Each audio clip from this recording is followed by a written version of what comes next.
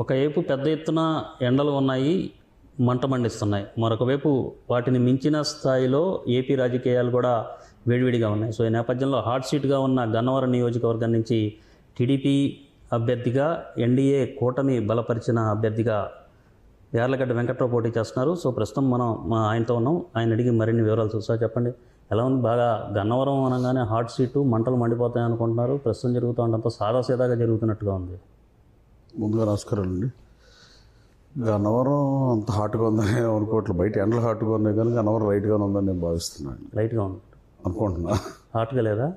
హాట్గా ఏముంటుందండి, మీకేమీ ఇబ్బంది లేదంటారు అనుకుంటున్నానండి. అంటే ఎందుకని మీకు అంత కాన్ఫిడెన్స్ ఎందుకు వచ్చింది? అంటే నేను గన్నవరం నియోజకవర్గానికి 2017 నుంచి గన్నవరం రాజకీయాల్లో ఉన్నా. ఆ రోజున వైఎస్ఆర్ కాంగ్రెస్ పార్టీలో పోటీ చేశా. వైఎస్ఆర్ కాంగ్రెస్ పార్టీ శ్రేణులు నేను ఓన్ చేసుకున్నా. నేను పాదయాత్ర చేశా. నాతో కలిసి నడిచారు. నియోజకవర్గంలో బలమైన యువత నాతో ఉంది.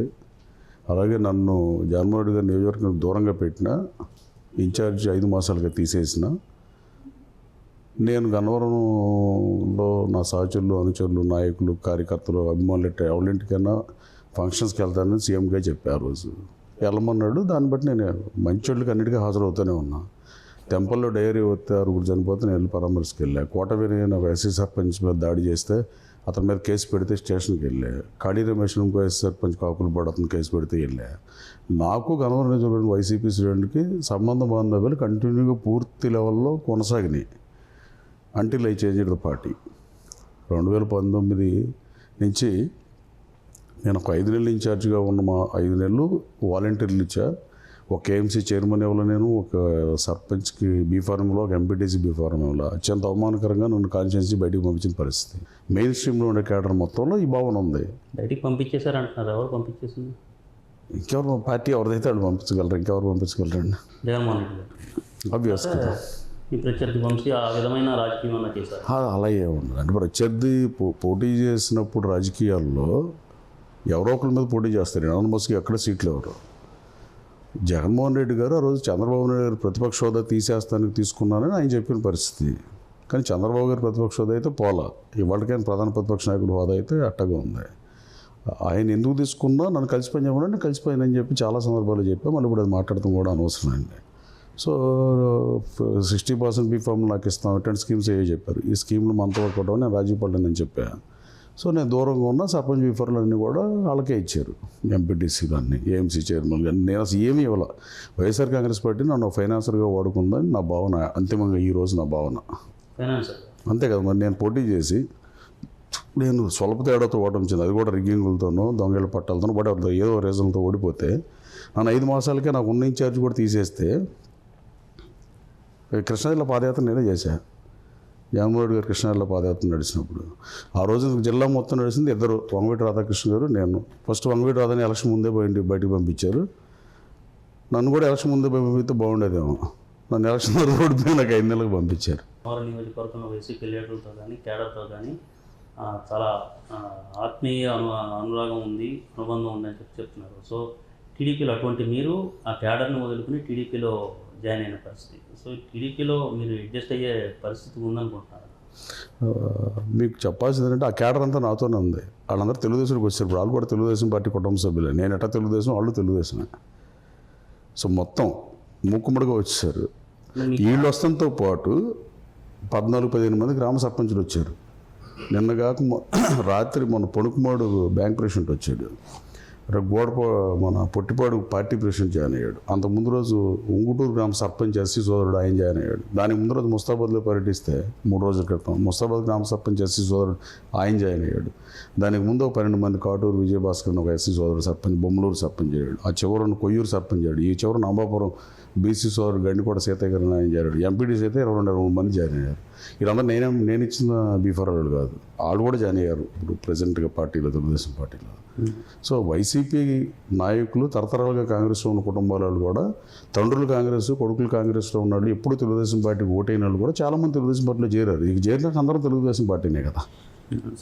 ఇప్పుడు చంద్రబాబు గారు కూడా వైసీపీ నుంచి వచ్చిన వాళ్ళు కూడా సముచిత స్థానం కల్పిద్దాం అని చెప్పి ఆయన చూసుకుంటానని చెప్పారు. అది సో వైసీపీ నేను అనుకుంటాం 40-42 గ్రామాల్లో వైసీపీ నాయకత్వం కేడర్ నమ్మటి వచ్చింది. సో మేము అందరం తెలుగుదేశం పార్టీనే. మొత్తం ఎన్ని గ్రామాలు? 84 పంచాయతీలు ఉన్నాయి మాకు. 84 పంచాయతీలు, 84 పంచాయతీల్లో 40 గ్రామాల్లో లీడర్లు నాతో వచ్చారు. మీరు మీడియా వెరిఫై చేసుకోవచ్చు కదా. ఇప్పుడు నేను చెప్తే నిజం అవుతుంది కదండి.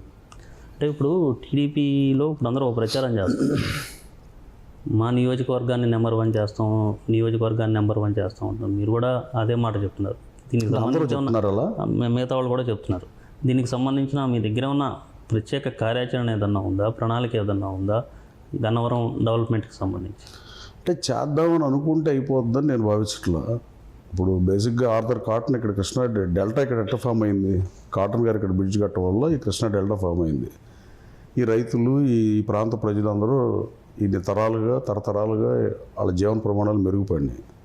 సో అలాగే గన్నవరాన్ని చేయటానికి భౌగోళికంగా గన్నవరం ఇట్ సెల్ఫ్ దానికి అవకాశం ఉంది. ఈ ఇంటర్నేషనల్ ఎయిర్పోర్ట్ ఎన్ని సైట్లు ఉంది కదా ఈ ఆంధ్రప్రదేశ్ రాష్ట్రంలో, మా ఒక్కసాటే ఉంది. ఎయిర్పోర్ట్ ఎదురుగా ప్రభుత్వ భూమి ఉంది, ఏపీఐసి ల్యాండ్ ఉంది, ఎంఎన్సీ కంపెనీలు తీసుకురావచ్చు. చంద్రబాబు గారు మల్లవల్లి పారిశ్రామిక కారిడార్ పెట్టారు, దాంట్లో 478 కంపెనీలకి 1300 ఎకరాల పొలం ఇచ్చారు. అశోక్ లైలాండ్ కంపెనీ తెచ్చారు, హెచ్సిఎల్ తెచ్చారు. ఇక్కడ ఇలా 475లో 16.5 లక్షలకు ఎకరం అయితే ఇప్పుడు 86 లక్షలకు పెంచింది ఈ ప్రభుత్వం వచ్చాక. నేను బాబు గారితో మాట్లాడాను, సార్తో మాట్లాడితే 16.5 లక్షలకు జీవో ఇచ్చేస్తే ఉంటుంది, మ్యాటర్ ఆఫ్ 1 minute టాస్క్ అది. ఆయన జీవో ఇచ్చారనుకోండి, ఒక కనీసం 200 కంపెనీలు వేస్తే 20,000 మందికి ఉపాధి అవకాశాలు దొరుకుతాయి. వీరనారాయణగూడెంలో స్ట్రెచ్ ఉంది మాకు, అక్కడ అభివృద్ధి చేయడానికి అవకాశం ఉంది. నేషనల్ హైవే బారు ఉన్నాం మేము, అలాగే విజయవాడకు సమీప ప్రాంతంలో ఉన్నాం. ఇన్ని భౌగోళికంగా ఇన్ని అనుకూలతలు ఉన్నప్పుడు చేయటం ఈజీ. అలాగే నేను కేడీసీసీ బ్యాంక్ 12 నెలలు నేను ఓడిపోయిన వెంటనే జగన్మోహన్ రెడ్డి గారు నాకు కేడీసీసీ బ్యాంక్ ఇస్తే 12 నెలలు. బ్యాంక్ విషయానికి వచ్చేసరికి మీరు అందుకు చెప్తున్నా, కేడీసీసీ బ్యాంక్ నేను దేశంలో నెంబర్ 1లో పెట్టా కాబట్టి గన్నవరం కూడా 150 నెంబర్ 1లో పెడతానని చెబుతున్నా. అదే సార్, అదే అంటే కేడీసీసీ బ్యాంకులో మీరు ఏ విధమైన సంస్కరణలు తీసుకొచ్చారు, ఏం చేశారు, దానికి దీనికి ఎలా ఏ విధంగా లింక్ చేస్తున్నారు? ఇక్కడ ప్రచారంలో కూడా చెప్తున్నారు కేడీసీసీ బ్యాంక్ని నెంబర్ 1లో పెట్టాను అని చెప్తున్నారు. సో అసలు మీరు కేడీసీసీ బ్యాంకులో మీరు ఏం చేశారు? అంటే అడ్మినిస్ట్రేటరే కదా, ఎవడైనా రాజకీయాలు అంతిమంగా పదవి వస్తే అది అడ్మినిస్ట్రేషన్ చేయటం అయినా పదవి అంటే నేను ఉందా? ఇవాళ దరిద్రం బాగోక అధికారుల చేతులు ఎక్కువ ఉంది, కానీ శాసనాలు చేసే శాసనకర్తలు రాజకీయ నాయకుల చేతిలోనే ప్రజల జీవన ప్రమాణాలు పాలసీ మ్యాటర్తోనో పబ్లిక్ పాలసీతోనే ప్రజల తలరాతలు మారుతాయి. అలాంటి వాళ్ళంటే అధికారుల పాత్ర కొంచెం ఎక్కువైపోయింది రాను గవర్నమెంట్ ఆఫ్ ఇండియాలో కానీ గవర్నమెంట్ ఆఫ్ ఆంధ్రప్రదేశ్లో కానీ. శాసనాలు చేసేది ఇంప్లిమెంట్ చేయాల్సిన అధికారులు ఓవర్ యాక్షన్ చేస్తున్నారని నేను భావిస్తున్నాను. అంటే అందరూ కాదు, కొంతమంది. కానీ పరిపాలన చేసే పార్టీ అధికారంలో ఉన్న నాయకులు ఆ పబ్లిక్ పాలసీలు మంచిది తెస్తే దేశం బాగుంటుంది. వాజ్పేయి గారు నేషనల్ హైవే వేద్దామని చెప్పాడు కాబట్టి ఈ స్టేజ్లో ఇండియా ఉంది. అలాగే పివి నరసింహారావు గారు ఆర్థిక విధానాలు తీసుకొచ్చారంటే అలా ఉంది. అంటే ప్రతి ఒక్కళ్ళు పనిచేస్తామని చెప్తారు. నేను అనుకున్నది ఏంటంటే కేడీసీసీ బ్యాంక్లో చాలా సంస్కరణలు చేశాను. అవన్నీ చెప్పాలంటే ఇప్పుడు మీ ఇంటర్వ్యూ 30 minutes దానికే సరిపోతుంది. నేను 30 లక్షలు ఎడ్యుకేషన్ లోన్ ఇచ్చా. పొలం తాకట్టు పెట్టుకుంటే ఎవరు ఎడ్యుకేషన్ లోన్ ఎవరు, నేను ఇచ్చా రైతులకి. రైతులు చనిపోయినా, కౌలు రైతులు చనిపోయినా 1 లక్ష ఎక్స్ప్రెషన్ ఇచ్చా. రైతు సోదరుడు ఎద్దులు చచ్చిపోయినా డబ్బులు ఇచ్చా 25,000 ఫ్రీగా. అవి చారిటీ. కానీ డబ్బులు సంపాదించాలి కదా బ్యాంక్కి. 15 కోట్ల రూపాయలు లాభం ఉన్నదని 80 కోట్లు తీసుకెళ్ళి ఒక సంవత్సరంలో.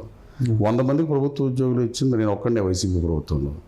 120 మందికి ఇంటర్న్షిప్ ఇచ్చాయి. ఈ బ్యాంక్ పుట్టి 116 సంవత్సరాలు ఇప్పుడు, 118 సంవత్సరాలు ఇప్పుడు నేను తప్పుకున్నాక. 115 ఏళ్ళు నేను చైర్మన్ ఉన్నప్పుడు. ఈ 118 సంవత్సరాల్లో ఏ చైర్మన్ ఇవ్వాల ఇంటర్న్షిప్ అనేది. కాలేజీ పిల్లలకు 120 మందికి ఇంటర్న్షిప్ ఇచ్చాను నేను. అలాగే ఆడపిల్లల పెళ్లికి బంగారం లోన్ ఇచ్చా. ఎకరానికి పంట రుణాలు ఇచ్చే బ్యాంకుని 40 లక్షలకు పెంచా ప్రతి రైతు సోదరుడికి. ఎస్సీ సోదరుని ఫస్ట్ టైం బ్యాంకు తలుపులు తట్టేటట్టు చేశా. 25 సెంట్లు పొలం ఉన్నా 1,50,000 ఇచ్చా. 50 సెంట్లు పొలం ఉంటే 3 లక్షలు లోన్ ఇచ్చా. గోల్డ్ లోన్ మీద రేట్లు తగ్గించా. ముఖ్యమంత్రితో మాట్లాడి హెచ్ఆర్ పాలసీ కూడా జీవో నెంబర్ 90 తెచ్చేదాని మీద. సెక్రటరీకి ట్రాన్స్ఫర్ లేవని. కేడీసీసీ బ్యాంక్ ఇవన్నీ చేసి 1,200 కోట్ల రూపాయలు లోన్ ఇచ్చా కోవిడ్లో. ఈ జిల్లాలో ఏ బ్యాంక్ ఇవ్వాలి, ఆంధ్ర బ్యాంక్ కానీ నేషనలైజ్డ్ బ్యాంకులు కూడా ఎవడేవాళ్ళ. కోవిడ్ అని అలా పనిచేసాను. కేడీసీసీ బ్యాంక్ నేను చైర్మన్గా నా టెన్యూర్లో ఆ ఇయర్లో దేశంలో నెంబర్ 1 స్థానంలో పెట్టా.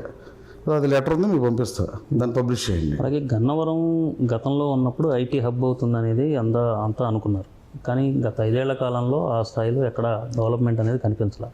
సో దానికి సంబంధించి మీ దగ్గర ఏదైనా ప్లాన్ ఉందా? ఐటీ హబ్ అనేదాన్ని మాట్లాడటం కూడా వచ్చేసాను కూడా నేను భావిస్తున్నా. అసలు 1950 తర్వాత అత్యంత తక్కువ అభివృద్ధి చేసిన ప్రభుత్వం ఇది. అసలు ఇంకా ఐటీ దగ్గర దేవుడు అసలు మామూలు అభివృద్ధి లేదు. కానీ ఐటీని అభివృద్ధి చేయాలంటే ఎంఎన్సీ కంపెనీ ఒకటని తీసుకొస్తా. ఎయిర్పోర్ట్ ఎదురుగా 15 ఎకరాల ల్యాండ్ నేను కాపాడా ప్రభుత్వ భూమిని. ఆ భూమిలో ఒక్క ఫార్చ్యూన్ కంపెనీలో ఒక్కటన్నా తీసుకొచ్చి గన్నవరంలో 80% రాబోయే 5 ఏళ్ళలో పెడతా. డెఫినెట్గా పెడతా. ఐటీ హబ్గా లోకేష్ బాబు కూడా మంగళగిరిని చేద్దాం అంటున్నాడు. భౌగోళికంగా మా కాన్స్టిట్యూన్సీ కూడా అవకాశం ఉంటుంది కాబట్టి అట్లీస్ట్ కొన్ని కంపెనీ అయితే డెఫినెట్గా నేను తెస్తాను. నేను గతంలో ఓడిపోయినప్పుడు కూడా ఆర్కే కంపెనీకి నేను రిప్రజెంటేషన్ ఇచ్చాను. నా కంపెనీ ఎంప్లాయీస్ని తీసుకెళ్ళి నా సొంత ఖర్చుతో. ఈ లోపల నన్ను ఇన్ఛార్జ్గా తీసేశారు. ఆర్కేలో వైజాగ్లో ఉంది. వాళ్ళకి ప్రభుత్వం అండితే వాళ్ళు వచ్చేవాళ్ళు విజయవాడ. లేదు, రేపు రాబోయే కాలంలో నా మిత్రులందరికీ ఐటీ కంపెనీలే ఉన్నాయి చాలామందికి. వాళ్ళందరూ బ్యాక్ ఆఫీస్ ఉన్న గన్నవరంలో పెట్టిస్తా. కనీసం ఒక 5-6 వేల మందికి నేను ఎన్నికైన 6 మాసాల లోపే ఉద్యోగాలు కల్పిస్తా. అది ప్రభుత్వంతో సంబంధం లేకుండా 6 మాసాలు 6 మాసాల్లో లేదా 9 మాసాలు మ్యాక్సిమం. అంటే బ్యాక్ ఆఫీస్లే కదా. ఆ బ్యాక్ ఆఫీస్ హైదరాబాద్లో ఉన్నదాన్నో, బెంగళూరు ఉన్నదాన్నో, నోయిడాలో ఉన్నదాన్నో మన ప్రాంతానికి తీసుకురామని చెప్తా. యువతగా ఉపాధి అవకాశాలు ఉంటాయి. ఇక్కడ పనిచేసే వాళ్ళు కూడా అన్ఫార్చునేట్ అంటే విజయవాడలో పనిచేస్తున్నారు ఎక్కడైనా. ఈ టీడీపీలో మేము బీఫామ్లు తీసుకున్నాం కానీ అందరితో పాటు మాకు ఇచ్చారు, మేమే గెలుపొందాము, మిగతా వాళ్ళు గెలుపొందలేదు అనే వాదన వంశీ గతంలో చేసిన పరిస్థితి. సో ఇప్పుడు మీరు మీ సొంత బలం మీద ఏమన్నా గెలుస్తున్నారా? బీఫామ్ అందరితో పాటు మీకు ఇచ్చారు, ఇప్పుడు మీ సొంత బలం మీద గెలుస్తున్నారా లేకపోతే పార్టీ బలం మీద? వేరే వాళ్ళని నన్ను అడగటం నాకు సమాధానం నాకు ఇష్టం లేదు. కానీ నాకు వచ్చిన వరకు మీరు నన్ను అడిగిన దాన్ని బట్టి బేసిక్గా అంటే జగన్మోహన్ రెడ్డి గారు నాకు బీఫార్మ్ ఇచ్చాడు. అంటే జగన్మోహన్ రెడ్డి గారు ఓడిపోయాడు, నేను ఓడిపోయినా. మనం 2 రకాలుగా మాటలని తెలుగు ఏ భాషకైనా ఉన్న గొప్పతనాన్ని వాడుకోవచ్చు, కానీ ఎటు కావాలంటే వాడుకుంటాం అనేది కరెక్ట్ కాదు. నేను ఇప్పుడు గన్నవరంలో తెలుగుదేశం బీఫార్టీ నా జేబులో ఉంది, బీఫారం నా జేబులో ఉంది. ఈ బీఫారంతో నేను గెలుస్తున్నానని చెప్పడానికి నేను గన్నవరం ప్రజల మీద నమ్మకంతో చెబుతున్నా. తెలుగుదేశం పార్టీ నాయకులు, కార్యకర్తలు అండదండలతో వాళ్ళు గట్టిగా పనిచేస్తున్నారు, కసిగా ఉన్నారు.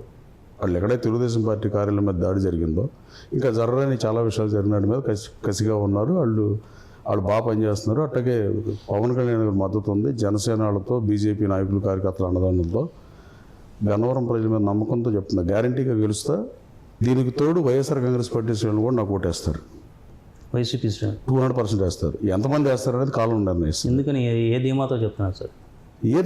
అంటే వైసీపీలో ఉన్న వాళ్ళందరూ మీ వెంట వచ్చేసారని ఒక పక్కన చెప్తున్నారు నాయకులు, కార్యకర్తలు. పార్టీలు ఏ పార్టీ అయినా రాజకీయ పార్టీకి ఎంతమంది ఉంటారండి మీ లెక్కలో? డైరెక్ట్గా 2,000 మందో 3,000 మందికో సంబంధించి వైసీపీ సానుభూతి పరులు కూడా మీకు ఓటేస్తారు. Yes, exactly. సానుభూతి పరులు, వైసీపీ సింపథైజర్లు, వైసీపీ అంటే ఇష్టం ఉన్నాళ్ళు కూడా నాకు ఎట్టి పరిస్థితుల్లో ఓటేస్తారని నేను నమ్ముతున్నా. ఎంతమంది వేస్తారనేది రిజల్ట్ వచ్చినాక కానీ తెలియదు. నేను ఇంటింటికి తిరుగుతుంటే జగన్ అన్యాయం చేసినా మేము అన్యాయం చేయమని నీకు ఓటేస్తామని గడప గడప తిరుగుతుంటే వాళ్ళే చెప్తున్నారు. నేను పాదయాత్ర చేసాను నియోజకవర్గంలో. ఎస్సీ, బీసీ సోదరులు, ఓసీ అని తేడా లేకుండా నేను ప్రతి గడపకి వెళ్ళా, ప్రతి మనిషిని నేరుగా కలిసా. నాకు హార్ట్కి స్టంట్ అయితే హైదరాబాద్ వచ్చింది కేవలం ఆ రోజు నా వైసీపీలో ఉన్నాయన్నప్పుడు ఎస్సీ, బీసీ సోదరులు వచ్చారు. ఎక్కువ మంది ఎస్సీ సోదరులు వచ్చారు, 1000 మంది వచ్చారు. హార్ట్కి స్టంట్ వేసారన్న విషయం ప్రస్తావించారు. సో ఇక్కడ టెన్షన్లు తట్టుకోలేక ఏదన్నా వచ్చిందా, లేకపోతే అసలు రాజకీయాల్లోకి ఎందుకు వచ్చారు, ఇంకా రాజకీయాలకు వస్తే చెప్పండి అని ఇంట్లో వాళ్ళు ఏదన్నా ఆ సందర్భంలో ప్రెజర్ పెట్టిన పరిస్థితి ఏదన్నా ఉంది కదా? అలా ఏమన్నా అసలు మనకు ఆ టైప్ ప్రాబ్లమ్స్ గివ్ అప్ ఇచ్చే టైప్ కాదు అసలు. నేను స్టంట్ వేసేదానికి దానికి కారణం మనం ఏం చెప్పగలం, మన జ్యోతిష్కులం కాదు కదా. సో డెఫినెట్గా ప్రెజర్ ఉంటుంది కదా. రాజకీయాలు అవమానపడేటప్పుడు, నా మనుషులు నగ్గుబాటుకు గురైనప్పుడు, నా కార్యకర్తల మీద కేసులు పెట్టినప్పుడు, ఈ జిల్లాకు చెందిన మంత్రులు ఎస్ఐలతో మాట్లాడే ఇబ్బందులు పెట్టినప్పుడు, పార్టీ కార్యకర్తలకు ఏమీ చేయలేక, ఒకడు పదవి లేక, రాజకీయాలు ఏముంటుంది, వర్గ ప్రయోజనాలే ముఖ్యం ఎవరికైనా. మనకు పనిచేసినాడికి పదవి లేనప్పుడు చాలా ఇబ్బందిగా ఉంటుంది. ఇప్పుడు అది జర్నలిస్ట్గా మీరు దాన్ని కొంతవరకు అర్థం చేసుకోగలరు. రాజకీయాల్లో దిగితే పూర్తిగా అర్థమవుతుంది. మీ మనిషికి మీరు పదవి ఇప్పించుకోలేనప్పుడు, మీరు ఒక 5 సంవత్సరాలు ఆ కార్యకర్తలు మీ వెంబడి తిరిగి 6 కాలం కష్టపడి ఏమీ చాకరీ చేసి వాళ్ళకి కనీసం ఎందుకు తిరుగుతారు రాజకీయాల్లో? గౌరవం, గుర్తింపు, పదవి. ఈ 3 లేదు ఈ రాజకీయాలు ఎందుకు ఎవరికైనా నేను బట్టి. సో వాళ్ళందరికీ ఇప్పించలేకుండా ఇబ్బంది పడి నేను చాలా నిద్రలేని రాత్రులు గడిపా. నాకు పదవి ఇస్తానన్నా నేను కాంప్రమైజ్ అవ్వటానికి ఇష్టపడలా. సో ఆ ప్రెజర్ ఉంటుంది, డెఫినెట్గా ఉంటుంది. అందరూ మీకు సహకరిస్తారని చెప్పని చెప్తున్నారు. వైసీపీలో వైసీపీలోని సానుభూతి పరులు కూడా, వైసీపీ పార్టీ సానుభూతి పరులు కూడా మీకు సహకరిస్తారని చెప్తున్నారు. సో మొన్నటి వరకు, లేకపోతే మరి ఇప్పటికీ మిత్రుడిగా ఉన్నారో ఏమో తెలియదు, కానీ దుట్టా రామచంద్రరావు గారితో ఇప్పుడు పార్టీ మారిన తర్వాత మీ సంబంధాలు ఎలా ఉన్నాయి? ఇది ఎన్నికల్లో ఏ విధంగా అడ్వాంటేజ్ అయ్యే అవకాశం ఉంటుంది మీకు? రామచంద్రరావుతో నాకు ఎప్పుడు సత్సంబంధాలే ఉన్నాయి. అప్పుడు ఎలా ఉన్నా ఇప్పుడు నేను ఆయన ఎప్పుడు విమర్శించలో. వైసీపీ నుంచి వైఎస్ఆర్ కాంగ్రెస్ పార్టీకి రాజీనామా చేసి వచ్చాను, కానీ ఇక వైసీపీలో పనిచేసిన ఎవరితో మాట్లాడటం మానేసి సంబంధాలు కొత్తగా పరిచయం అవ్వడు, కానీ ఎవడు వైసీపీలో కొత్తగా చేరిన నాయకుడు నాకు పరిచయం అయ్యే అవకాశం లేదు. కానీ పాత పరిచయం నాకు ఎలక్షన్ పనిచేసి పెట్టినంత నాకు ఏ విభేదాలు లేనప్పుడు నా సంబంధాలు బాగానే ఉంటాయి కదా న్యాచురల్గా. పొలిటికల్గా శత్రువుకు శత్రువు మిత్రుడు అనే ఈక్వేషన్ ఏదన్నా వర్కౌట్ అవుతుందా? శత్రువుకి శత్రువు మిత్రుడు అంటే నాకేమైనా పని చేస్తారా ఆయన? అంతే కదా. అది మీరు ఆయన అడగాల్సిన క్వశ్చన్ ఏమనుకుంటున్నాను. నేను పోటీ చేస్తున్నా కాబట్టి ఆయన ఆశీస్సులు నాకు ఉండాలని కోరుకుంటా. ఇప్పుడు మీకు పరిచయం ఉన్న మనిషిని ఏదైనా అడుగుతారు కదా. నేను డాక్టర్ గారు కూడా నేను గెలవాలని కోరుకుంటారని నేను అనుకుంటున్నా, అంతవరకే చెప్పగలను. ఆయన ఏం చేస్తారు, ఆయన ఏం చెప్తారు అంటే మీరు చెప్పడానికి ఇష్టపడకపోవచ్చు, కానీ మీకంటూ ఒక ఐడియా ఉంటుంది కదా. రాజకీయాలు ఉండదండి. ఏ ఫీల్డ్లో అయినా మనిషి బుద్ధి బయటపడకుండా నటించవచ్చు, రాజకీయాల్లో కుదరదు. మనిద్దరం చెరొక పార్టీలోకి వెళ్ళిపోతే మీ అమ్మలు వచ్చేవాడు మనిద్దరం క్లాస్మేట్లు అయితే మీ అమ్మలు వచ్చేవాడు నా అమ్మలు వచ్చేవాడు తేలిపోద్ది. ఏ ఫీల్డ్లో తెలియదు. మీరు సినిమా ఫీల్డ్లోనూ ఇంకో వ్యాపారంలో తెలియదు, అందరూ నటిస్తూ ఉంటారు. లోపల గ్యాప్ ఉన్నా పైకి నటిస్తూ ఉంటారు. అలాగే రాజకీయాలు నటనకు ఆస్కారం లేదు. He has to decide whether మీ ఏ పన్నా ఉండాలి, నా ఏ పన్నా ఉండాలి. టీడీపీలో జాయిన్ అయ్యారు, టీడీపీ లీడర్లు, క్యాడరు, అలాగే సానుభూతి పరులు మీకు సహకరిస్తారు. అలాగే జనసేన, బీజేపీ కూడా మీతో పాటే ఉన్నాయి కాబట్టి ఆబ్వియస్లీ మీకు సహకరిస్తారు. సో మీరు వైసీపీ సానుభూతి పరులు కూడా నాకు సహకరిస్తారని చాలా స్పష్టంగా చెప్తున్నారు. 200% ఎందుకు చెప్తున్నానంటే 200% సహకరిస్తారు. ఎందుకు చెప్తున్నానంటే అండి, గన్నవరం అనేది పెక్యులర్ కాన్స్టిట్యున్సీ. ఈ నియోజకవర్గంలో 94లో గద్దె రామ్మోహన్ రావుకి అన్యాయం జరిగిందని రామ్మోహన్ రావుని ఇండిపెండెంట్గా శాసనసభ పంపించిన చరిత్ర గన్నవరంగా ఉంది. దాని తర్వాత దశాబ్ద కాలం తర్వాత ముద్రపోయిన వెంకటేశ్వర కాంగ్రెస్ టికెట్ నిరాకరిస్తే ఆయన్ని ఇండిపెండెంట్గా గెలిపించిన చరిత్ర ఉంది. ఈ 2 సార్లు కూడా తెలుగుదేశం పార్టీ డిపాజిట్ కోల్పోలే. 94లో బాలవర్ధన్ రావు గారికి, గద్దె రామ్మోహన్ రావుకి ఇద్దరు పోయి గద్దె రామ్మోహన్ అనే కాంగ్రెస్ని చంపేసి కాంగ్రెస్ డిపాజిట్ పోగొట్టి ఎమ్మెల్యే అయ్యాడు. ముద్రపోయిన వెంకటేశ్వర కాంగ్రెస్ పార్టీ టికెట్ నిరాకరిస్తే కాంగ్రెస్ రెబల్గా నుంచి కాంగ్రెస్ డిపాజిట్ పోగొట్టాడు, కాంగ్రెస్ని చంపేశాడు. కానీ వాళ్ళిద్దరు ఇండిపెండెంట్గా నుంచున్నారు, మీరు ఇండిపెండెంట్గా ఏమంటే 90% పార్టీ నాతో ఉండేది. కానీ ఇప్పుడు నేను పార్టీ తెలుగుదేశం స్టాండ్ తీసుకున్నాను కాబట్టి ఎంత పర్సంటేజ్ ఆఫ్ సింపథైజర్లు వస్తారనేది క్వశ్చన్. కాంగ్రెస్ పార్టీలో ఎస్సీ సోదరులు, బీసీ సోదరులు అన్యాయం జరిగిన వైపు ఉంటారనేది సుస్పష్టం. ఇది జగవరిగిన సత్యం, నేను చెప్పేది కాదు. ఇండిపెండెంట్లు మరి విజయవాడలో ఎందుకు గెలవట్లా, వైజాగ్ ఎందుకు గెలవట్లా, సిటీలో ఎందుకు గెలవట్లా?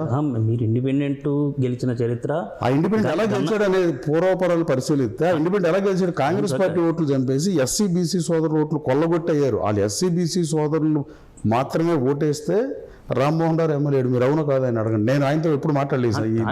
కానీ మీరు ఇండిపెండెంట్ కాదు కదా, ఇప్పుడు టీడీపీ అభ్యర్థిగా ఉన్నారు. అటువంటిప్పుడు ఆ పార్టీ అభ్యర్థిని కాదని మీకు వేరే పార్టీకి మీరు ఇండిపెండెంట్గా ఉంటే మీరు అన్నట్టు జరిగేదేమో. కానీ ఇప్పుడు టీడీపీ అభ్యర్థిగా నిలబడ్డారు కదా, అందుకని అడుగుతుంది. అది బలాన్ని బట్టి ఉంటుంది కదా. బొత్స సత్యనారాయణ కాంగ్రెస్ పార్టీ నుంచి పోటీ అయితే 50,000 ఓట్లు వచ్చినాయి, మిగతా అందరూ రాలేదు కదా. మొన్న నేను వైసీపీలో కష్టపడి పనిచేసా, తెలుగుదేశం పార్టీ దగ్గరగా తీసుకెళ్ళి పెట్టారు రోజు ఎలక్షన్లో 300 ఓట్లు తేడాతో. అది కూడా రిగ్గింగ్లు, దొంగల పట్టాలు ఇన్ని ఇస్తే అసలు అక్కడ 9 సార్లు గెలిచిన సీట్ అది. మీరు గమనించాల్సింది ఏంటంటే విజయవాడలో ఒక సీట్ తీసుకోండి ఎగ్జాంపుల్, విజయవాడ ఈస్టో విజయవాడ వెస్టో ఏదో ఒకటి, కాంగ్రెస్ సింబల్ చేతిలో సైకిల్ ఓడిపోయింది. కానీ గన్నవరంలో 9 సార్లు ఎన్నికలు జరిగితే 7 సార్లు హస్తం గుర్తుంది, 2 సార్లు ఫ్యాన్ గుర్తుంది. ఈ 9 సార్లు ఒక్కసారి హస్తం గుర్తు మీద 89లో ఓడిపోయింది. అది కూడా రంగగారి అత్యానందన జరిగిన ఎన్నికల్లో. మిగతా 2 సార్లు ఓడిపోయినప్పుడు కూడా సైకిల్ రైలు ఇంజన్ మీదను 2 ఆకుల గుర్తు మీద ఓడిపోయింది. ఇండిపెండెంట్ సింబల్ మీద ఓడిపోవాలా. దాని అర్థం ఏంటి? గన్నవరం ప్రజలు అన్యాయం జరిగితే ఆదరిస్తారండి. ఒకసారి ఓడిపోయినట్టు కూడా గెలిపించిన చరిత్ర గన్నవరం. అటుల సీమనారాయణ గారు గెలిపించారు, ముద్రపోయిన గారిని ఓడిపోయినా గెలిపించారు, బాలవర్ధన్ గారు 89లో 94లో ఓడిపోయిన 99లో గెలిపించారు. మీరు ఇక్కడ టేక్ ఎనీ పర్సన్ నేమ్. అప్పుడు 67లో కూడా ఈవెన్ వెలువల సీతారామ గారు 62లో ఓడిపోతే 67లో గెలిపించారు. తర్వాత 67లో సంవత్సరం తర్వాత ఆయన చనిపోతే కాకాని రత్న గారు వచ్చి పోటీ చేసి గెలిచాడు ఉయ్యూరు నుంచి. అట్టగే సుందరయ్య గారు నెల్లూరు నుంచి వచ్చి పోటీ చేశారు. ఎక్కడి నుంచి సరోజిని ఆనందమైన వాడు ఎస్సీ లేడీ పోటీ చేసింది, విజయవాడ టీచర్ వెళ్ళి. మళ్ళీ తర్వాత ఆవిడ పోటీ చేయాల. ఎట్ట తీసుకున్నా గన్నవరం ప్రజలు అన్యాయాన్ని సహించరు. ప్రశ్నించే తత్వం ఉంది వాళ్ళకి. ప్రశ్నించే తత్వం వాళ్ళతో కొంత లోపించినా అన్యాయం జరిగినప్పుడు ప్రజలు ఉంటారు. సో ఇన్ని ఈక్వేషన్స్ చెప్తున్నారు, అన్ని పార్టీస్ కూడా మీకు అనుకూలంగా పోలరైజ్ అయ్యే అవకాశం ఉంది అనే మాట కూడా ఉందనేది నా భావన. అది నిజంగా నమ్ముతున్నా కూడా. మీ భావన, మీరు నమ్ముతున్నారు. కానీ బయట ఓ ప్రచారం జరుగుతుంది, యార్లగడ్డ వెంకట్రావు గారికి కాన్ఫిడెన్స్ స్థాయి పెరిగిపోయి ఓవర్ కాన్ఫిడెన్స్ స్థాయిలోకి వెళ్ళిపోయారేమో అనేది అసలు కాన్ఫిడెన్స్ ఓవర్ కాన్ఫిడెన్స్ రెండు ఉండవండి. మామూలుగా మనం ఎదురుగా లారీ మన కారు తోలితే వెళ్తాం, ఎదురుగా బండి వచ్చింది ఇంకో కారు, బ్రేక్ కొడతాం కొట్టమా, ఓవర్ కాన్ఫిడెన్స్గా వదిలేస్తామా? అసలు ఇదంతా ఊరినే ఒక మనిషిని విమర్శించాలన్నప్పుడు ఎతికే భాషలో ప్రక్రియలో భాగం ఇవన్నీ. ఓడిపోయినాడు ఓవర్ కాన్ఫిడెన్స్ ఎందుకు ఉంటాడు? గెలిచినాడు ఉంటాడు. అసలు అనేవాడు తప్పు, మీరు అడగడం కూడా తప్పేనండి. మీరు బయట జరుగుతున్న ప్రచారం అదే గెలిచి 4 సార్లు నేను ఎమ్మెల్యేగా చేశాను తొడలో పొడలో కొట్టేవాడు ఉంటాడు, మీసాలు తిప్పేవాడు. కానీ మీరు అలాంటి వాళ్ళు ఓవర్ కాన్ఫిడెన్స్కి వెళ్తారు. కానీ అంటే నేను ఓడిపోయి నేను శాసనసభ్యుడు నా చిన్నప్పుడు కోరిక ఎందుకంటే నేను శాసనసభలోకి వెళ్ళాలి, నాకు ఓవర్ కాన్ఫిడెన్స్ ఎందుకు ఉంటుంది? అంటే మీరు శాసనసభలోకి వెళ్ళలేదు, కానీ మీరు చెప్తున్న మాటలు చూస్తా ఉంటే నా నమ్మకం ఉందని చెప్తున్నారు, ఓకే, కానీ అది బయట వాళ్ళకి ఓవర్ కాన్ఫిడెన్స్గా కనిపించవచ్చు కదా. ప్రపంచంలో 100 మంది కొంత కనిపిస్తాయండి. మనం పార్టీలో పనిచేస్తుంటే మీరు జర్నలిస్ట్గా ఉన్నారు, మీకు ఎవరు యాంటీ ఉండరండి. మీరు రాజకీయ పార్టీలో చేరారనుకోండి, 40% ఎదురు పార్టీ కార్యకర్త సింపథైజ్ అందరికి మీరు యాంటీనే. రాజకీయాలకు ఏదో ఒకటి ఉంటుంది. మరి ఎదురుడు ఏమంటాడండి? ఈ రాష్ట్రంలో ఎప్పుడన్నా ప్రధాన ప్రతిపక్ష పార్టీ ఎప్పుడన్నా ఈ దేశంలో కానీ బడ్జెట్ చాలా బాగుందని విన్నారా? విమర్శలు అంటారు. ఇది కూడా అలాంటిదే నేను భావిస్తాను. కాన్ఫిడెన్స్గా ఉన్నా ఓవర్ కాన్ఫిడెంట్గా నేను లేను. కాకపోతే పవన్ కళ్యాణ్ గారి మద్దతు, బీజేపీ మద్దతు, టీడీపీ కార్యకర్తలు కసిగా ఉన్నారు. ఈ నియోజకవర్గంలో జరిగినవి కూడా మీకు తెలుసు, అంతకుముందు జరిగిన పరిణామాలు, పార్టీ ఆఫీసు తగలెడతాం, ఇలాంటివన్నీ. దానికి 100 కారణాలు ఉండుంటాయి. అలాగే దట్టు అది తెలుగుదేశం సీటు కదా. 9 సార్లులో ఒక్కసారి మ్యాండేట్ మీద ఓడిపోయింది, 2 సార్లు కూడా అన్యాయం జరిగిన వాళ్ళైతే వెళ్ళారు జనం. తెలుగుదేశం పార్టీకి ఎగనిస్ట్కి వెళ్ళాలి. తెలుగుదేశం పార్టీ సనాతన ఓట్ బ్యాంక్ తెలుగుదేశం పార్టీ కాపాడుకుంది 94లో కూడా. వంశీ మీద రకరకాల అవినీతి ఆరోపణలు మీరు చేశారు, లాస్ట్ టైం చేశారు, ఇప్పుడు చేస్తున్నారు. నేను చేయట్లేదు, నేను అసలు ఆరోపణల జోలికి నేను వెళ్ళట్లా. గతంలో రామచంద్ర గారు చెప్పారు, నేను వచ్చినప్పుడు గన్నవరం ప్రజలు చెప్పింది చెప్పాను నేను. 3 ఈ మేము చెప్పేది కదా, నేషనల్ గ్రీన్ ట్రిబ్యునల్లో వచ్చింది, కోర్టులో కేసులు ఉన్నాయి, గూగుల్ ఎక్స్ట్రాక్ట్ మ్యాప్స్ చూస్తే తెలుస్తుంది. గన్నవరం 10 ఏళ్ళ క్రితం కొట్టండి, ఇప్పుడు ఎలా ఉందో కొట్టని తెలుస్తుంది. నియోజకవర్గంలో అవినీతి అనే జోలికి నేను పోను, మట్టి దోపిడీ అనేది నేను చేయను అనే మాట మీరు గట్టిగా చెప్పగలరా? వచ్చే నేను గత ఎన్నికల్లో కూడా చెప్పానండి. జనసేన ఆ రోజు నేను వైసీపీలో పోటీ చేసినప్పుడు టీడీపీ, జనసేన, కాంగ్రెస్ ఎవరైనా నేను తట్టమట్టి తోటి నా కాలర్ పట్టుకుని నిలదీయమని చెప్పాను. నేను 5 మాసాలు ఇన్ఛార్జ్గా ఉన్నా. ఆ 5 మాసాల్లో ఎక్కడ మైనింగ్ మొత్తం ఆపేసి ఎంక్వైరీ చేయించాను నేను. కావాల్సి ఇది ఆన్ ద రికార్డ్, మీరు చెక్ చేయండి. తహసీల్దారులో, కలెక్టర్లో, ఆ రోజున మంత్రినో, పెద్దిరెడ్డినో ఎవరో చెక్ చేయండి. నేను ఆపలేని తెలుస్తుంది కదా. నేను తవ్వలా, మీరు ఎవరితో ఒకరితో చెప్పేసాను గన్నవరం కాన్స్టిట్యున్సీలో. ఇప్పుడు ఈ ఇంటర్వ్యూలో కానీ లేకపోతే గతంలో మీరు పార్టీ మారిన తర్వాత నుంచి చూసుకుంటా ఉంటే మీరు జగన్మోహన్ రెడ్డి గారిని ఎక్కడ ఒక మాట అన్న దాఖలాలు ఎక్కడ కనిపించట్లేదు. ఇంకా మీలో జగన్ గారి పట్ల ఇంకేమన్నా ప్రేమ ఉందా? అంటే ఇప్పుడు మాట అన్నారులేండి, ఫైనాన్షియల్గా పార్టీ నన్ను ఉపయోగించుకుందని. అది నిజం నమ్ముతున్నా నేను కాదు, గన్నవరం ప్రజలు నమ్ముతున్నారు. స్టేట్ అంతా తెలియదు కానీ గన్నవరం నియోజకవర్గం 2,80,000 మీలో ఇంకెక్కడో జగన్ గారి పట్ల ప్రేమ ఉందేమో అని అనిపిస్తుంది. ఏమంటే ఇప్పుడు నాకు ఏం చేసిన ప్రేమ ఉంటుంది? మీరు అంటే బూతులు తిట్టడమే రాజకీయమా? ఇప్పుడు జగన్మోహన్ రెడ్డి గారితో విభేదించి రాజకీయంగా బయటకు వస్తే సైద్ధాంతిక విభేదించాను నేను చెప్పకూడదు, అది అబద్ధం. నేను నగుబాటుకు గురయ్యా, నాకు అన్యాయం జరిగింది, నన్ను అవమానాలు పాలు చేశారు, నా కార్యకర్తలను స్టేషన్లో పెట్టారు. ఇందా చెప్పిందంతా నా కార్యకర్తలను ఇబ్బందులు పెట్టారు. ఇన్ని చేసినప్పుడు జగన్మోహన్ రెడ్డి గారు మమ్మల్ని దూషించినప్పుడు, మేము అదే పార్టీలో ఉన్నప్పుడు నన్నైనా డాక్టర్ దుట్టా రామచంద్రరావునైనా ఇంకొకరినైనా ఆయన మరి మౌనం అర్థంగా ఊరుకోకూడదు కదా. కానీ నా సంస్కారం అడ్డం వస్తుంది కదా. నేను ముఖ్యమంత్రి గారు మొన్న నా కాన్స్టిట్యూన్సీకి వచ్చాడు, నన్నేం తిట్టలేదే. నన్ను తిడితే నేను మాట్లాడతాను డెఫినెట్గా. అంటే నేను ఐదాదిగా అయితే డెఫినెట్గా ఇప్పుడు మాట్లాడా. 24 మంది ఓడిపోతే జగన్మోహన్ రెడ్డి గారి కోసం విజయం గారు కూడా ఓడిపోయారు పాపం. ఆవిడతో రాజీనామా చేసే సందర్భం బాధాకరం. ఆవిడ గౌరవాధ్యక్షుల పదవికి జనం ముందు వచ్చి రాజీనామా చేస్తాం. ఇప్పుడు పదవి ఇస్తే పట్టాభిషేకం బాగుంటుంది కానీ ఎవరికైనా పదవి పోతే ఎవరికి బాగుంటుందండి. సో నాకైనా జగన్మోహన్ రెడ్డి గారి మీద తోలనాడాస్తే నాకు క్యారెక్టర్ పోతుంది కదా.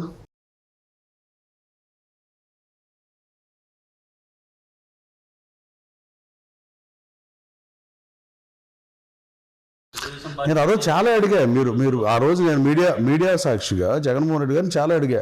24 మంది ఎమ్మెల్యేలు ఓడిపోతే హక్కును చేర్చుకోకుండా ఒక్కను కూడా 19 మందిని మార్చేస్తే 6 మాసాల్లోపో 7 మాసాల్లోపో సంవత్సరంలోపో అది వాడుకుని వదిలేయటం కాదా? ఎంత పర్సంటేజ్ వాడుకుని వదిలేయటం? 24 మందిలో 19 మంది తీసేయటం అంటే. సో అలాంటివి చాలా మాట్లాడేది నేను. అంటే బూతులు తట్టలేకపోవడం మా లోపమని నేనే ఫస్ట్ మాట్లాడింది. దాని తర్వాత చాలామంది వైసీపీ బయటకు వచ్చి ఎమ్మెల్యేలా ఇదే చెప్తున్నారు, మేము బూతులు తట్టలేకపోవడం బ్యాడ్ అయ్యాం అని. కానీ ఫస్ట్ చెప్పింది నేను, ఇండియన్ పిల్లలు కూడా మార్చాలి, ఈ బూతులు మాట్లాడుతుంది తీసేయాలని. సో జగన్మోహన్ రెడ్డి గారి మీద సాఫ్ట్ కార్నర్ అంటే మనిషిగా జగన్మోహన్ రెడ్డి గారు కనపడితే తన విషయత్త ఏముంటుంది దానిలో. రాజకీయంగా విభేదించా, సైద్ధాంతికంగా చేసే పనులు ఇప్పుడు తీవ్రంగా విమర్శిస్తా ఐడియాలజీ బేస్లో. అయితే మీరు ఏమైనా అడిగితే ఇప్పుడు 1950 తర్వాత ఈ రాష్ట్రంలో తెలుగు భాష మీద దాడి చేసిన ప్రభుత్వమే లేదు. పొట్టి శ్రీరాములు ప్రాణత్యాగంతో ఏర్పడిన ఈ రాష్ట్రంలో తెలుగు భాషను బూతులు తిట్టించే స్థాయి దిగజార్చింది ఈ ప్రభుత్వమే. 1950 తర్వాత అతి తక్కువ అభివృద్ధి చేసిన ప్రభుత్వం ఈ ప్రభుత్వమే. మొన్నదాకా వైనాట్ 175 అన్నారు, ఇవాళ రెడీ అంటున్నారు. వైనాట్ 175 అంటే అర్థం ఏంటండి? ప్రజాస్వామ్యం మీద దాడి కదా, ప్రశ్నించే గొంతుకు ఉండొద్దా? 175 మీకే కావాలా? కొన్ని కావాలన్నప్పుడు ఆ మాట మీద స్టాండ్ అయి ఉండాలిగా. మళ్ళీ శబ్దం ఏంటి? రెడీ అంటే తగ్గిపోయినట్టే కదా. సో ఇలాంటి విమర్శ ఎందుకు చేస్తాం? తెలుగుదేశం పార్టీలో ఉండి జగన్మోహన్ రెడ్డి గారిని విమర్శించుకుంటూ ఉండే ప్రశ్నే లేదు. కానీ జగన్మోహన్ రెడ్డి గారు మీరు అనేది ఏంటంటే వ్యక్తిగతంగా దూషించట్లేదు అనేది మీకు క్వశ్చనా? దోషంలే కాదు పెద్దగా. నేను ఎవరిని దూషిస్తున్నాండి? ఆయనే కాదు.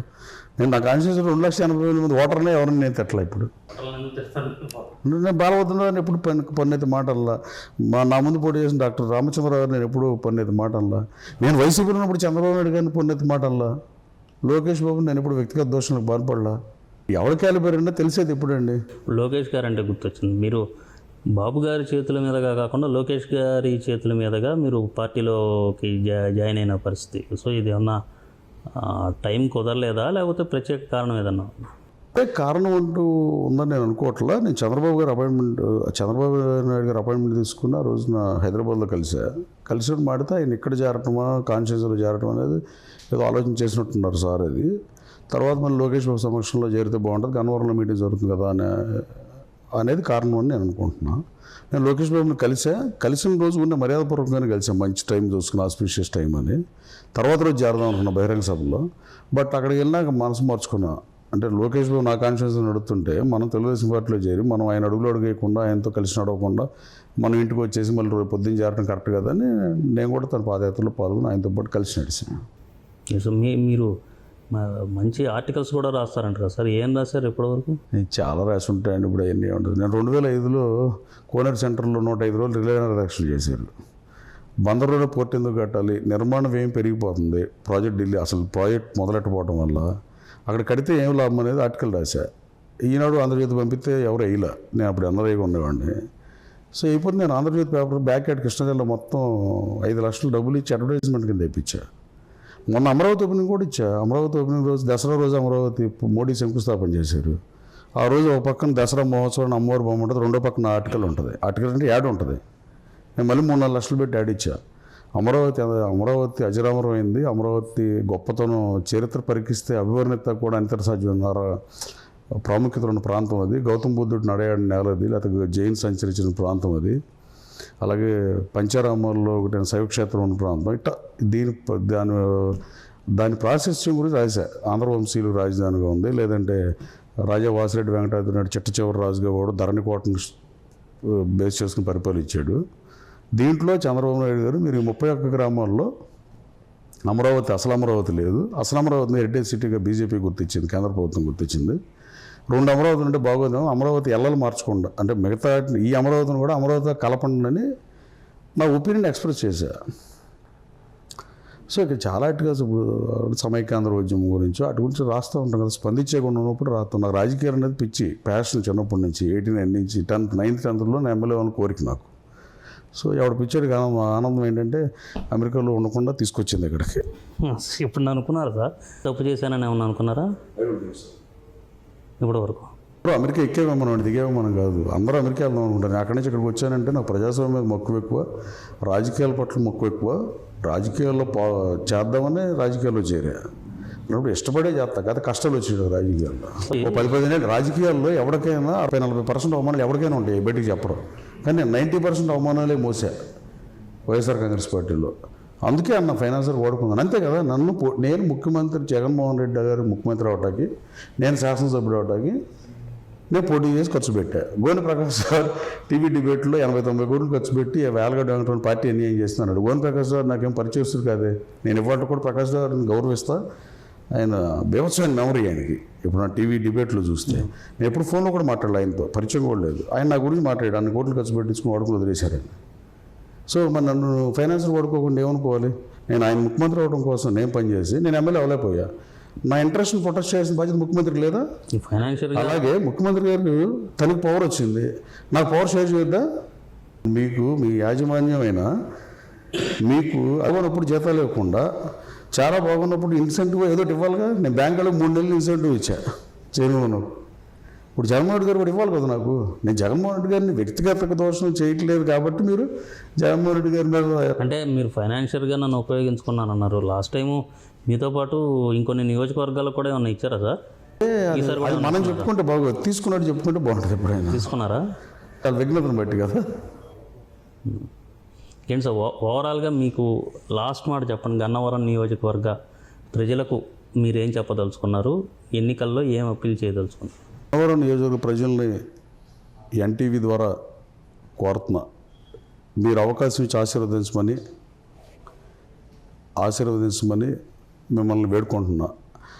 అన్యాయం జరిగిన, నగుబాటుకు గురైన ఈయామగన్న బిడ్డ ఎక్కెక్కాడనని వదిలేయకుండా హక్కును చేర్చుకున్న చరిత్ర గన్నవరం నియోజకవర్గ ప్రజలది. నన్ను సొంత ఊరి బిడ్డలు ఆదరిస్తున్నారు. ఎట్టి పరిస్థితుల్లో మీరు అవకాశం ఇచ్చి ఆశీర్వదిస్తే మీకు మంచి పనులు చేయడానికి రాజకీయాల్లోకి వచ్చా. పనికిమాలిన పనులు ఎట్టి పరిస్థితి చేయను, అక్రమ కేసులు పెట్టను, పోలీస్ స్టేషన్కి పిలిపిను, వైసీపీ శ్రేణులు కూడా వేధించను. నాట్ ఓన్లీ అని కాకుండా అలాగే బాబు గారు సూపర్ 6 లాగానే నేను సూపర్ 6 పథకాలు అమలు చేసి తీరుతా. నాకు ఆరుగాలం కష్టపడే రైతు సోదరులు అంటే మక్కువ ఎక్కువ.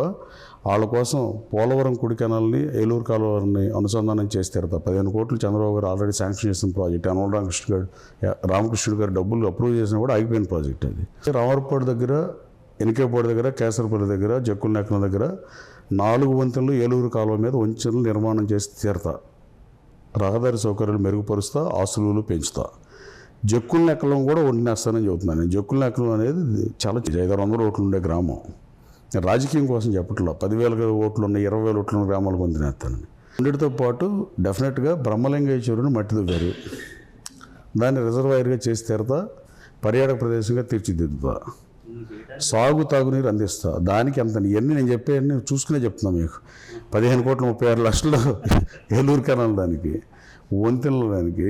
తర్వాత ఈ బ్రహ్మలింగయ్య చెరువు రిజర్వాయర్ తవ్వేసి ఉంది ఆల్రెడీ. మట్టి అక్రమ మట్టి తవ్వకం జరిగిందనేది నిర్వివాదాంశం, అది ఆబ్వియస్గా నిజం. కృష్ణానది ఇసుక మేటేస్తుంది, ఎవరు తవ్వినా తెలియదు మనకి. తర్వాత మట్టి ఎక్కడి నుంచి వస్తుంది? మీరు గొయ్యి పెడితే గొయ్యిలానే ఉంటుంది. సో ఈ 3 చేసి తీరుతా. 4వది దొంగల పట్టాలు ఇచ్చిన పరిస్థితి మా కాన్స్టిట్యున్సీలో. గతంలో చంద్రబాబు గారికి చెప్పా, 15,000 మంది ఉంటారని చెప్పా, ఇంకా ఇళ్ల పట్టాలు ఇవ్వాల్సిన వాళ్ళు ఇద్దాం 6 నెలల నుంచి 9 మాసాల్లో ప్రభుత్వం వచ్చాక అన్నారు. అది కూడా హామీగా పెట్టా. 5వది మల్లవల్లి పారిశ్రామిక కారిడార్లో 478 కంపెనీలు 1,300 ఎకరాలు సబ్జెక్ట్ కరెక్షన్ 1,200 ఎకరాలు చేంజ్ అంతా. సో ఆ ల్యాండ్ 16.5 లక్షలకు ఎకరా ఇస్తే ఇండస్ట్రీస్లకి 53 కంపెనీలు స్టార్ట్ చేశారు. ఇప్పుడు ఫంక్షన్ జరిగాయి 28 కంపెనీలు. అశోక్ లైలాండ్ కూడా మూసేశారు. 16.5 లక్షలు 86 లక్షలు గవర్నమెంట్ పెంచింది. దానికి డబ్బుతో పని ఉంది. చంద్రబాబు గారు సంతకం పెడితే ముఖ్యమంత్రి గారి దగ్గర సార్ ఇది సంతకం పెట్టమంటే పెడతాను చెప్పాను నేను ఆయనకి. అది ఆయన సంతకం పెడితే మళ్ళీ జీవో ఇస్తే అయిపోతుంది. 16 లక్షలు మళ్ళీ అలర్ట్ చేసేస్తే వాళ్ళు ఇండస్ట్రీలు వస్తాయి. ఒక 15,000 మంది కనీసం యువతకు ఉపాధి అవకాశాలు వస్తాయి. ఎయిర్పోర్ట్ ఎదురుగా 15 ఎకరాల ల్యాండ్ ఉంది. ఏదో ఒక ఎంఎన్సీ కంపెనీ అయినా నా కాంట్రాక్ట్లు, నా నెట్వర్క్ మొత్తం వాడి నేను అమెరికాలో 19 సంవత్సరాలు నేను మొన్న ఓడిపోయినప్పుడే ట్రై చేసి ఆర్కిల్ దత్తాకి గెలిపించి ప్రభుత్వం మద్దతు ఉంటే ఎట్టి పరిస్థితుల్లో ఒక ఎంఎన్సీ కంపెనీని తీసుకొస్తాయి. ఈ 6లో కనీసం ఈ సూపర్ 6లో 4 అన్నా చేయకపోతే నేను ఓటు అడగను. చాలా కాన్ఫిడెన్స్గా చెప్తున్నారు. అలాగే వేధించను అని చెప్పని అంటున్నారు. అంటే మీ నియోజకవర్గానికి మీరేం red book పెట్టుకోలేదా? Lokesh Babu red dairy ఉంటుంది, మళ్ళీ నాకు ఇంకో సపరేట్ డైరీ ఎందుకు? ఆ లోకేష్ బాబు డైరీలో 2-3 పేర్లు ఇంక్లూడ్ చేస్తాను వెళ్ళి. ఎవరో సార్ ఎవరో అధికారులు మట్టి తవ్వకాలు, అక్రమార్కులు, ఎంఆర్ఓలు అసలు వరస్ట్ అంటే వరస్ట్. అధికారులు ఓవర్ యాక్షన్. అసలు అధికారుల మీద దాడులు చేయాలి, రాజకీయ నాయకుల మీద దాడులు చేస్తున్నారు కానీ డిపార్ట్మెంట్లో అందరూ కొంతమంది, అది ఎస్పెషల్. అంటే అందరినీ అంటే మళ్ళీ ఆడు కోపం అవుతుంది. గన్నవరం వాడి సంగతి నేను చెప్పేది. గన్నవరంలో పోలీస్ స్టేషన్ ఉంటుంది వేస్ట్. ఎవడన్నా దెబ్బలు తిన్నాడు వెళ్తే ఆడి మీద కేసు పెడతారు. ఇలాంటప్పుడు లా అండ్ ఆర్డర్ని కాపాడినప్పుడు ఆ పోలీస్ స్టేషన్ ఎత్తే ప్రభుత్వానికి లాభం అని వస్తుంది. మీ నియోజకవర్గంలో కొంతమంది మీ అభిమానులు ఏకంగా పచ్చబొట్లు వేయించుకుని ఉంటారంట కదా. కొంతమంది 40 మంది పైన ఉన్నారు, 38 40 ఉన్నారు. ఏం చేయలేదు. అభిమానానికి ఏం పారామీటర్స్ ఉండవు. ఎన్టీ రామారావు గారు అంటే మీకు ఎందుకు ఇష్టం? మిగతా సినిమా నటులు కంటే ఎందుకు ఇష్టం అంటే, రాజకీయాల్లో ఎలా ఉంటుందంటే, ఎన్టీ రామారావు గారు రాజకీయ పార్టీ పెట్టి పేద ప్రజలకి కిలో బియ్యం కానీ ఎన్ని ఇచ్చారు కాబట్టి ఆయన జయంతి వర్ధంతులు ఇప్పుడు కూడా చేస్తున్నారు. దానికి కారణం తెలుగుదేశం పార్టీ పెట్టడమే. ఆయన అలా కాకుండా సినిమా నటుడిగా ఉండుంటే, సారీ టు సే దిస్, ఇంత స్థాయిలో ఉండకపోవచ్చు ఈ జయంతులు వర్ధంతులు. మా ముత్తాత అప్పుడు వెనక డేట్ ఆఫ్ బర్త్లు నోట్ చేసేవాళ్ళు కాదు. మన తాత ఎవరైనా తాతలు తండ్రులు జన్మనిచ్చి ఆస్తులు ఇచ్చి వారసత్వంగా భూమి ఇచ్చి ఇవన్నీ ఇచ్చిన వాళ్ళ డెత్ రేటు వాళ్ళ బర్త్ రేటే మనకు గుర్తుండవు. కానీ ఎన్టీఆర్ని ఎందుకు అభిమానిస్తాం, లేకపోతే ఇంకొక ఆయన ఎందుకు అభిమానిస్తాం? అభిమానం మీకు లాజిక్ ఏముండదు, ఇల్లాజిక్ అనుకుంటున్నాను. నేనేం చేయలే వాళ్ళకి ఏమీ చేయలే అసలు. వాళ్ళకి చేయటం కోసమే రాజకీయాల్లో కొనసాగాలి అసలు. అంటే ప్రజలు అంతమంది అభిమానం చూపిస్తుంటే నేను కోర్టుకు వస్తే 700 మంది వచ్చేవాళ్ళు నూజివీడు కోర్టుకి. నేను ఎవరికి పదవి ఇవ్వాల. నేను ఏ పదవి ఇవ్వకపోయినా వైసీపీ నాయకులు కార్యకర్తలు పార్టీలో చేరారని చెప్పారు. దాదాపు 40 గ్రామాల వాళ్ళు.